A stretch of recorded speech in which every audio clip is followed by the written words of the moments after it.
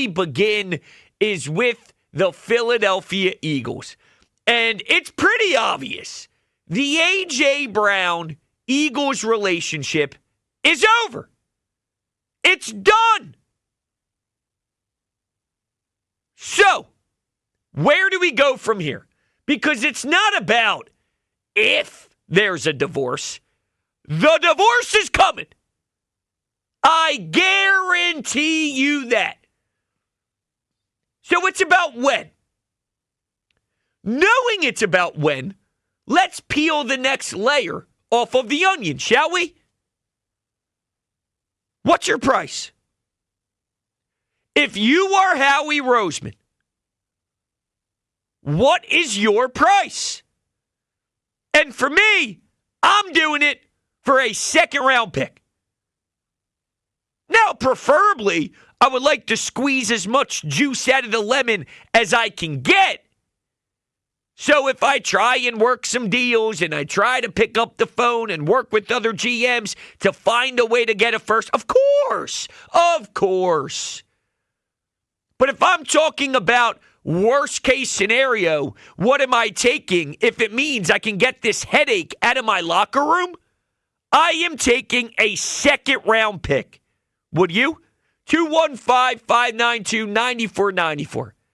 I need to know what would be okay if you were the one that had to approve the deal or not. Now, some of you may be thinking, Brodes, what's going on here? Why are you coming in so hot feeling that this breakup is so obvious? Well, I mean, have you been living under a rock? That would be my response. But also because we got a little nugget from Diana Rossini on the Scoop City podcast, and this is what she had to say yesterday. A.J. Brown, this is another hot button conversation here. Will he be a Philadelphia Eagle in 2026? Where is that kind of leaning right now? I feel like we're a minute away from it. Yeah, so in just the way Max Crosby's agents and teams are talking about that, that's the same thing that's happening here. So Jimmy Sexton, his rep, is meeting with different teams to just get a feel for who's interested, what this would look like. I think there's been a lot of conversations that have been happening over the last few weeks.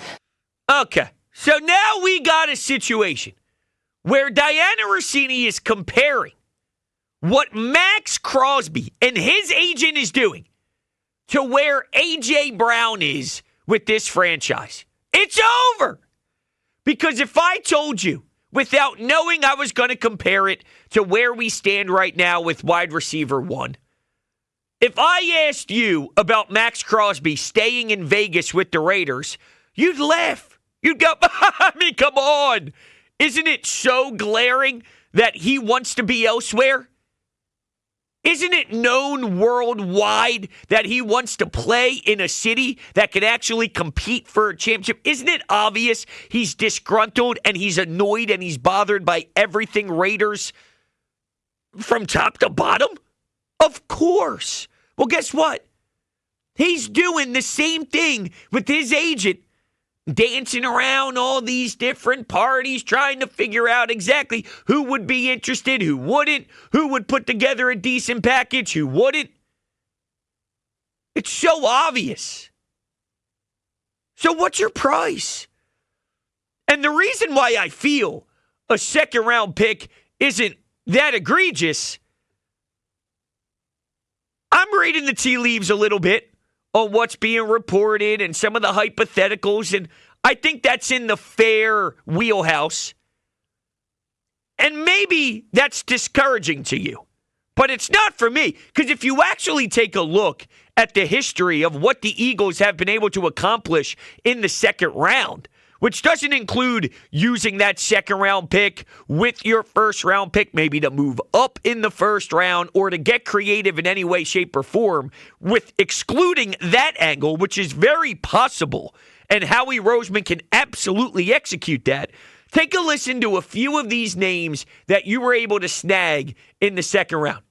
Cooper DeJean, Cam Jurgens, Landon Dickerson, Jalen Hurts, Miles Sanders, Dallas Goedert, Zach Ertz, Shady McCoy, Vinny Curry, just to name a few.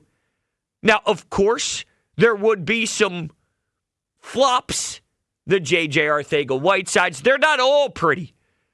But I'm bringing this up because there are some really important names that have provided a ton for this franchise that you were able to snag in the second round. And if I can acquire someone of that nature, then you're in a really good position moving forward. And flopping that for A.J. Brown, considering where you currently are with the debacle with A.J., that's not that bad of a return. It's not at all. If you told me you get Cooper DeJean for AJ, right? Obviously, it's not apples to apples, but just saying, if you use that second round pick for some of these guys that I mentioned, I'm not saying it's not apples to apples because you're talking about the dead cap and things of that nature. So it's not fully a swap. But if that's what you are getting, if you are moving a disgruntled A.J. Brown, a Cam Jurgens, a Landon Dickerson, a Jalen Hurts, a Zach Ertz, a Dallas Goedert, a Shady McCoy, a Miles Sanders, that's a pretty damn good return. And let me give you an analogy here. It's sort of like if you had a high-maintenance sports car, and then you actually turn that in for a very dependable SUV. Okay? It's not as flashy, but it's better for you and your family long term. Or it's like if you're into fashion and you have a designer jacket, but you sell the jacket while it's still in style, and then you get a nice basic outfit. That basic outfit, man, it's stable. It's a clean go-to. You can wear it on many different occasions. It's not about that statement piece that you can only wear once in a while, the flashy item. It's just stable. You can rock it for a while, different events, a dinner party, a concert. You can wear it to whatever, date night at the bowling alley, whatever. Long term, it's good, damn it. You get my point. 215-592-9494. That's the phone number to hop on board. I'd take a second. I would take a second. Would you? Now, preferably if it's a second round pick, I wouldn't mind a 2 and change. If you can figure that out. And the end change would be, I don't want to get too greedy here, but what if you have Quinyon Mitchell on the outside? You have an Adoree Jackson type on the other side, and then you get that third corner who can slot in there here and there for a few reps, and if someone has to miss a week with an ankle sprain, this guy could come in and hang for a week to keep his head above water, keep the team in an okay spot for a week or two. That type of role. If you can get 2 and change, that would be more preferred if it's not going to be a first-round pick. But that's sort of what I'm looking for and what I'm trying to accomplish if I'm Howie Roseman.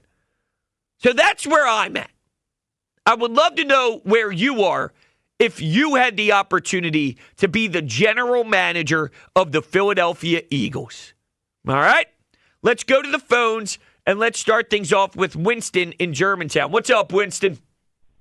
Hi, I'm going to call you Hunter and not Brodes. I'm not comfortable with Brodes. Oh, okay. If that's okay. So we'll start Eagles, and then I've got a Flyers thing, and I'll try to be concise here. Okay. If I can.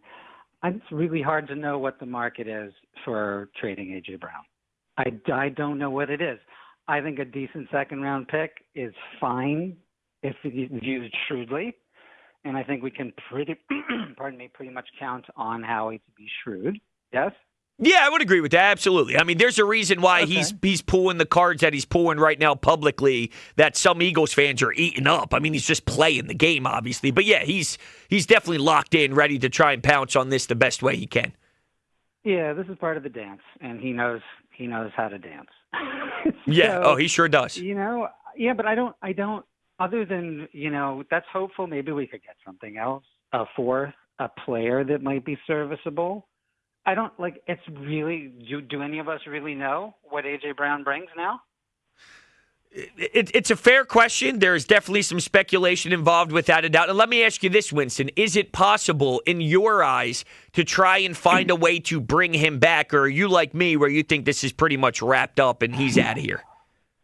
I don't know. I think it seems to me that 2 years ago it seemed like, well, the championship year, that any sort of funny behavior, as long as it wasn't too extreme, there are enough pros on the team that it didn't matter. I don't know if that's any longer the case. Yeah, I agree with you there. I do. Yeah, it's unfortunate that it reached this point, but I think they were working in a toxic relationship for so long that, because people pointed out, well, he's been unhappy for years. But yeah, when you're unhappy for years, you eventually hit your breaking point, and I think unfortunately we've hit our breaking point as a relationship. Yeah, and it's terrible because obviously AJ and Jalen started out as like besties, and I'm sure that this has made things more difficult, and maybe AJ is not happy that Jalen has not progressed and become better and better every year, because I don't think he has. And I think that AJ, they all struggle with this stuff to some extent. I don't know. With the fucking social media. Pardon my French, but I'm so sorry. I'm so sorry. All good. All good. So sorry. All good. Now, I want to play this audio of Howie Roseman speaking at the Combine, because there does seem to be a lot of A.J. Brown people that hear the Eagles side of this publicly, and they think they're actually telling the truth, which is hysterical. Because the reality is, I don't know if you're brainwashed by Dave Dombrowski, but this is the right way to do it. See, Howie Roseman is elite at what he does. He's just manipulating the market, ladies and gentlemen. It's that simple. But some of you can't see it for whatever reason. I'm here to help you. That's what I do around here. So this was Howie Roseman in Indiana. We're in the business of keeping great players, and AJ is a great player. AJ is a difference-making player for our team. He's been on our team 4 years. We've been to the playoffs all 4 of those years, won a Super Bowl, been in 2 Super Bowls, and he's a captain on our team. And so you're not looking to get rid of players like that. For us, the disappointment in the season was not progressing past the first round of the playoffs. So we're looking to build on that and go forward. And so that's adding on. At the same time, there's nobody. Our job as GMs, we got to listen, on anyone. And that doesn't have anything to do with AJ. If anyone calls me and says, hey, I want to talk to you about a player, for me just to say unequivocally, I'm not taking your call, that doesn't make sense, because I don't know what they're going to say on the other end. Now, the chances that I'm doing that with a great player, they're not very high. Well, of course, because Howie doesn't want to do this. AJ wants to do this. So Howie's speaking from his perspective of, I don't get rid of great players. Right, of course not. Howie's not begging A.J. Brown to leave town, but A.J. is demanding to go to a different city. So those are 2 totally different things. And there's a reason why Howie Roseman made it very clear that he's picking up the phone because nobody's untouchable. And of course, the veteran that he is adds that this isn't just an A.J. Brown comment. This is everybody on my roster comment. But that's a way to say to every other GM, this is about A.J. Brown. I mean, it's just so basic. This is very fundamental. This is very 101 introduction to general managing. If you were to take some sort of class in college, this is what they would teach you. You don't throw players under the bus. You don't name them specifically when you're mentioning stuff to the public. It's just not what you do. And you play this card where you want them, you want them, you want them. So when you do speak to others around the league, everybody sees it where it appears as if you want AJ. And he does want AJ, but AJ doesn't want us. And at some point, there's only so much you can do. They've already been dealing with the BS. They've only been dealing with it for 4 or 5 years? It ran its course. But to me, it's pretty apparent that what Howie Roseman is doing is letting the world know, I'd be very willing to answer your phone call to see what you would be willing to give for AJ because AJ is unhappy. That's him announcing. That's the right way to announce it. I don't want to give up on guys. I don't want to give up on great talent, but I'm willing to listen. That's the red alerts flashing around. Red alerts to the whole entire NFL, every GM ever. That's the call. That's the calling signal. Earlier, Luke and I did the bat signal for Tankathon for the Flyers. This is the Tankathon version of, hey, come get AJ. Come get AJ. Come get AJ. Yet some of you out there are like, oh, listen, you guys are stupid. Howie's telling you right now he doesn't want to move him. Oh, my God. Were you born yesterday? You're right. He doesn't want to move him. He has to move him. He has to move him. Ay, ay, ay. Let's go to Christy in South Philly. What's up, Christy? Hey, what's up, Brodes? What's going on, man? Usual, just got done work. Figured I'd call in. Usually talk to TK, but I'm glad I can catch you for once. No, I appreciate that. Because of timing. But it's nice talking to you. I'm a recent caller to WIP, and I enjoy it a lot. So every night on my drive home, I tune into you guys and, hope to catch somebody on the phone. And, just chit-chat about our, beautiful Philly sports that we have here.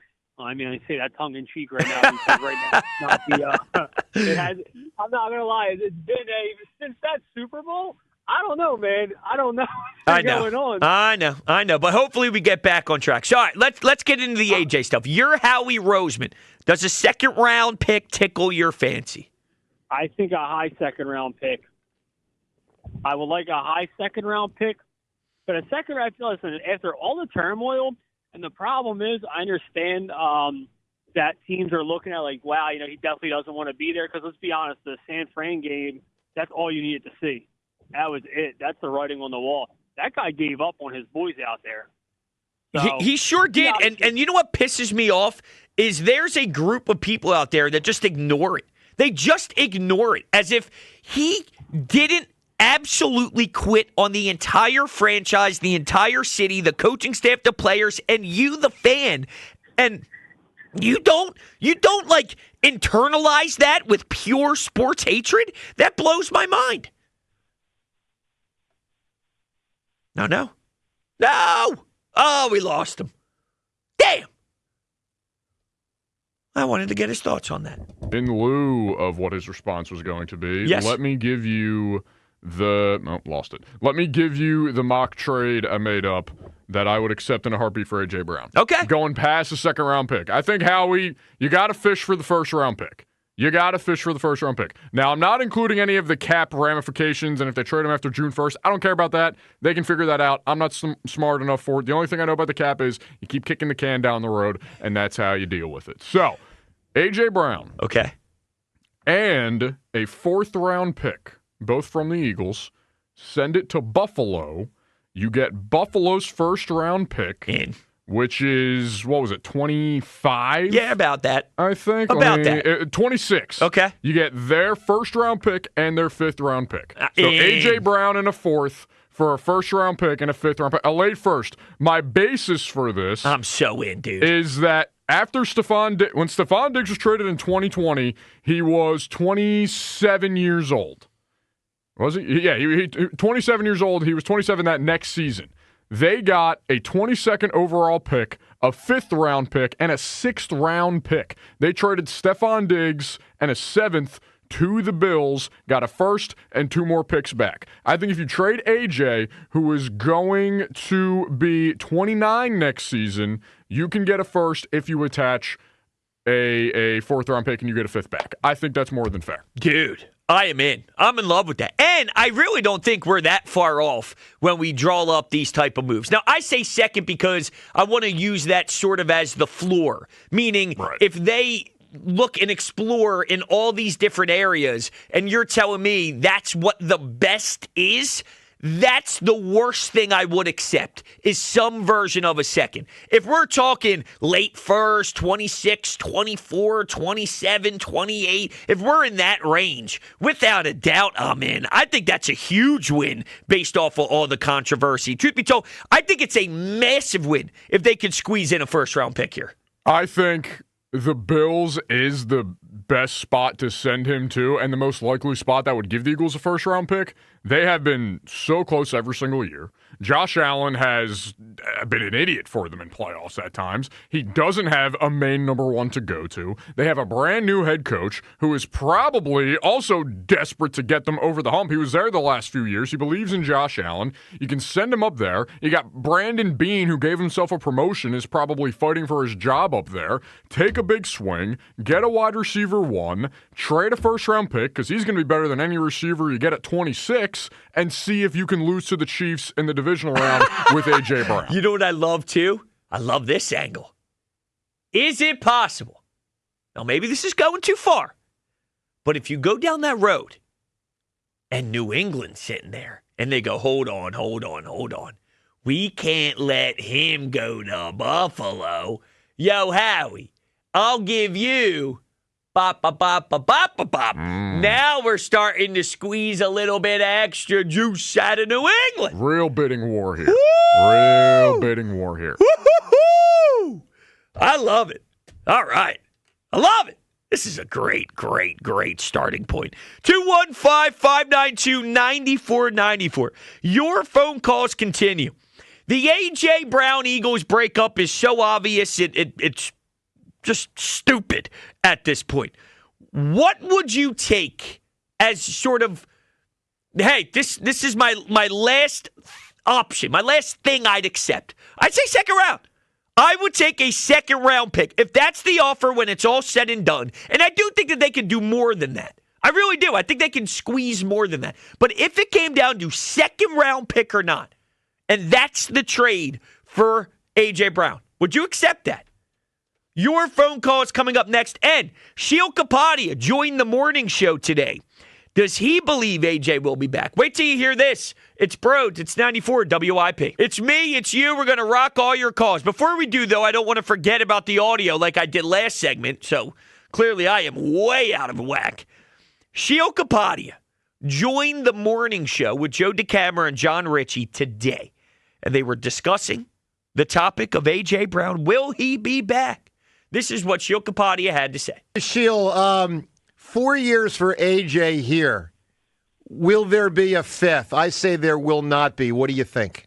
I say there will not be. I mean, I understand why there's a segment of the fan base that really does not want to trade A.J. Brown because A.J. Brown's a great player. You don't want to trade great players. You're trying to win a Super Bowl next year. But I do think there's kind of an amnesia given that we're so far away from the end of the season where we just sat through an entire season where it looked to me, I'm not inside A.J. Brown's head, but it looked to me like the guy was miserable, and he was kind of telling you at various times throughout the season that he was miserable.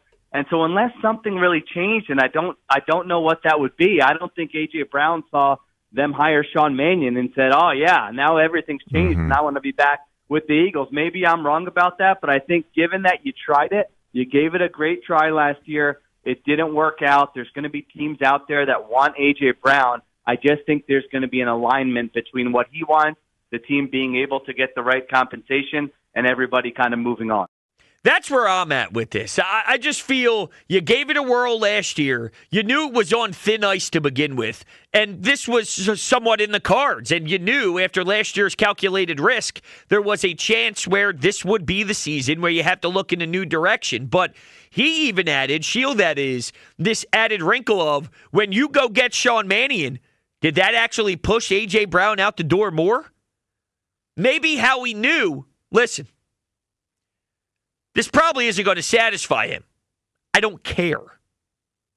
Or do you think he went into the hiring process saying, we're going to go with the new system. We're going to try to adapt to what's popping now. We're going to study what most teams do in all these successful franchises with these new shiny toys at head coach and the flashy offensive schemes. We're going to try and replicate that ourselves. Maybe AJ would be willing to buy in instead of allowing Nick Sirianni to do his thing again, or allowing Nick to get one of his guys to run a very similar offense again, or, hey, we'll allow Jalen to do what Jalen wants. No. We're going to try and go outside the box, force Jalen to get uncomfortable a little bit to try and satisfy AJ. Which one do you think this was? where AJ's not in their thoughts whatsoever because they know it's already damaged goods and there's no reason to try and excite him? Or were they trying to excite him? And he still flipped the double bird off to Howie Roseman and Jeffrey Lurie on his way out and said, I don't care. I don't care. You're not going to sway me with the first-time play caller who's 7 years old? Well, you hired a 5-year-old. He wears diapers. It's a fascinating spot to be in, isn't it? Us as Eagles fans getting ready for this season, because I have no idea what to expect on the offensive side, except I don't expect A.J. Brown to be here. That's for damn sure. Let's go to Curtis in Reading. What's up, Curtis? Hey, Brodes, what's going on, my friend? Not much. What's going on with you? Hey, I'm just driving home to South Philly, and I can't agree with you more. Like, A.J. Brown, it's like Texas Hold'em, my friend. He played his cards. We don't want to be here. And I've been a Philly fan for, I don't know, I'm 45 years old. I'll put it out there. I've been a fan for, 45 years? 45 years? 45 years, yeah. I'm a Flyers fan, Sixers fan. I go back to the AI days. Like, AJ don't want to be here. And when I first realized it, my friend, was after we won the Super Bowl. And that I live on South Broad Street, by the way, so I was there. The parade came by my house, just listening to AJ saying, this wasn't enough, I need more, it just showed me that he's a, prima donna, whatever, diva, whatever you want to call him. That's what he is. Say, bro? No, he is. I know. Yeah, it's a shame, and it sucks because he's so good. Suck, man. He's so good. Is good. He is good, bro. He is good. And I wish you would just hone in and just be like, you know what? Championships are more important than individual stats. But A.J. Brown cares about stats instead of, winning championships like the most common Philadelphia Eagles fan, Phillies fan, Flyers fan, Sixers fan. We want that chip, man.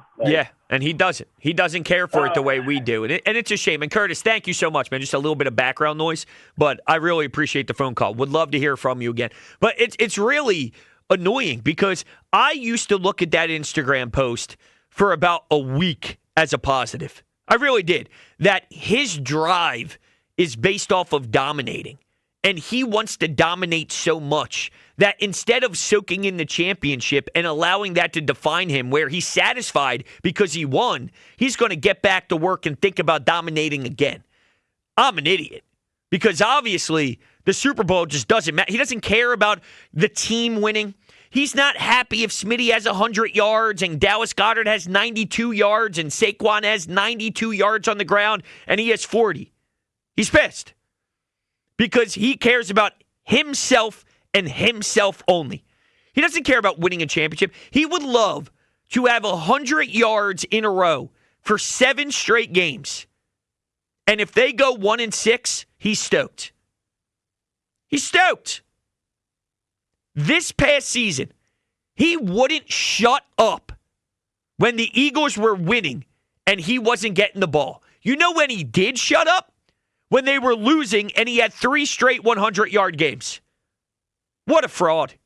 What a fraud. Also, you know when he didn't talk after the game? When he quit on the entire team? After the 49ers game, when he had 2 or 3 passes go right through his hands and he just skipped out of the locker room. You know who did talk after the game? Everybody. Devontae Smith. Yeah. Yeah, of course. Of course.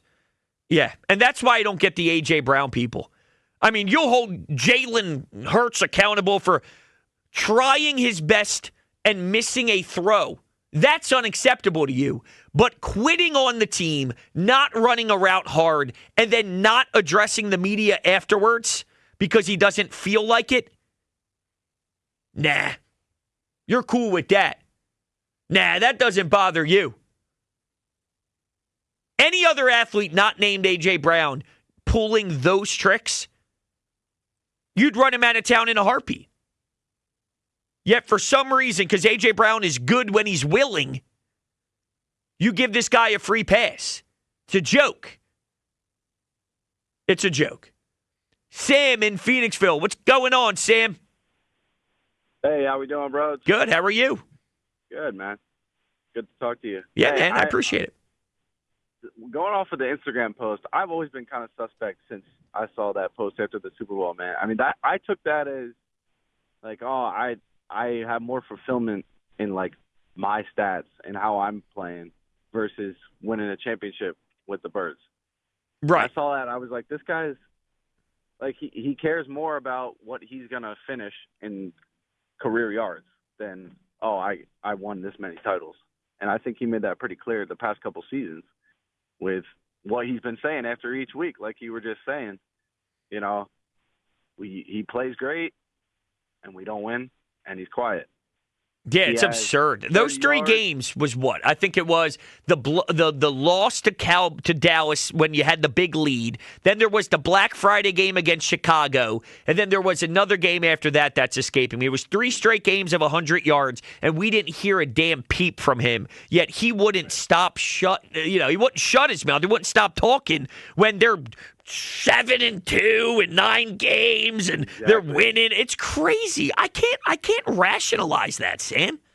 And he has the biggest chance to redeem himself at the link, with the big dogs against the Niners, and he comes up terrible. He drops. He's not running his routes. If he runs a full route, he probably has a touchdown. We probably win that game in advance. I can name a few moments where that happened. Denver, same thing. And that game against the Chargers where Jalen had a rough day at the office. He dropped a dime with the game on the line in the back of the end zone, and he short-armed it. He looked like he just folded. Yep. And it looked like he just didn't want it. So what do we do from here? Would you trade him for a second-round pick if that was the offer on the table? I don't know, man. I heard you saying that you would take the second. I think you might need a little bit more because he's still got, I think, 2 solid years left of football. Maybe like 2 1,200-yard seasons or something along those lines. So I really think Howie might have something up his sleeve, and he's trying to work a late first draft night. Or I was just talking to my one buddy, maybe like if you're going to take a second, I think you need another player like maybe like a Jalen Naylor from the Vikings or something, because Dotson's also, I think a free agent. Yeah, Goddard. It's a big one on this offensive side. If I'm Sean Mannion, I'm a little nervous thinking about life without AJ and Dallas and without Dot. Not that Dotson's a world beater, but it's just another body you have to account for. So it's a lot happening though. Now, what do you got on Flyers and 50? Oh yeah. Yeah, Flyers and 50, man. That segment that you had with Ike and Spike the other day was legendary. Absolutely classic. I mean, I was just watching that on my way down to the Sixers game with my buddy. I was like, dude, Brodes brought the heat. You love to hear it. You love that energy. We'd love to see it from the Flyers, but you never know. Yeah, well, listen, I appreciate that. I'm sorry. Did you have another comment on the Eagles before I let you go? I didn't know if you had more on that. Yeah, I don't think they brought Manny in to appease AJ. That's what I was going to say. Okay. I think they brought Manny in for Hurts. Probably. AJ's on the back burner. Yeah, I would think they probably operated. And Sam, thank you so much, man. I think they probably operated knowing AJ Brown's not here. I got to imagine they were making off-season decisions thinking there's a seriously good chance that they decide to go in a different direction with AJ. Not because they want to, but because he's forcing them to, which is a completely different conversation. But at the end of the day, regardless why it's happening, it's inevitable that it has to happen. So it's interesting. There are a few callers so far that look at that second-round pick, and it makes them a little nervous to move forward with a 2 as the compensation. And if we're talking in hypotheticals here with some barroom conversation, if that's all that's available, what else can you do? You can't run it back, right? Luke, if the 2 is the only thing there, the 2 is the only call you're getting, it's a mid-2, and that's it. You did your due diligence. You called all these teams. People aren't doing it. They're not dealing with the AJ stuff. They're just like, nah, you know what? Not happening. Do you say 2? Or do you say, sorry, and you play some weird version of hardball until you get what you feel is a comfortable trade in return? You do the 2. Yeah, you have to. You do it. Honestly, if it's a 2 in this draft, you do it. Even if it's a 2 in the next draft, you do it. Okay. You can't let this go linger through this again. Yeah, No. I agree. It's going to get ugly. Like, this is just a reference point. It's not the same thing really at all. It's somewhat similar in my mind. Give it a whirl. Give it a whirl. When the Sixers weren't trading Ben Simmons and just held on to him, and he had the whole fiasco throughout the season until they finally traded him in February. I mean, he shows up to a practice with the phone in his pocket. He's like standing on the side. He's doing nothing. He's not showing up. He's not doing like. If they don't trade A.J. Brown by training camp, is he showing up to training camp? No. Well, that's a good point. No, you're right. I like the Ben Simmons comparison because I do think it gets to the point where it's a circus, is your point. Like, it was a circus this past season. The guy had 4 catches. I had it up right here. The guy had 4 catches for 121 yards and 2 touchdowns against the Minnesota Vikings. And he, what was it, a tweet or an Instagram post after the game where he says, using me but not using me? Yep. Buddy, you just had 120 yards and 2 touchdowns, and you're mad because you didn't have more catches? I'll make it worse. What are we doing? According to the was it Santoliquido who said that he asked for trades after the Rams? Yeah. Yeah. Best game of his season so far. Get me out of here. Best second half I've seen all year. Yeah. He was electric. Yeah. And they were undefeated 3-0 after winning the Super Bowl. Yep. I mean, what a jerk. What a jerk. You just can't have him on the team. Yeah, you can't. You can't. I agree with I'm you. sure there's going to be, rumors swirling about teams interested in him, and if something doesn't get done like quick enough, something will probably come out of what he's feeling. Like you can't have him on the roster by training camp. Agreed. It will just turn into a mess. I agree. Couldn't agree more.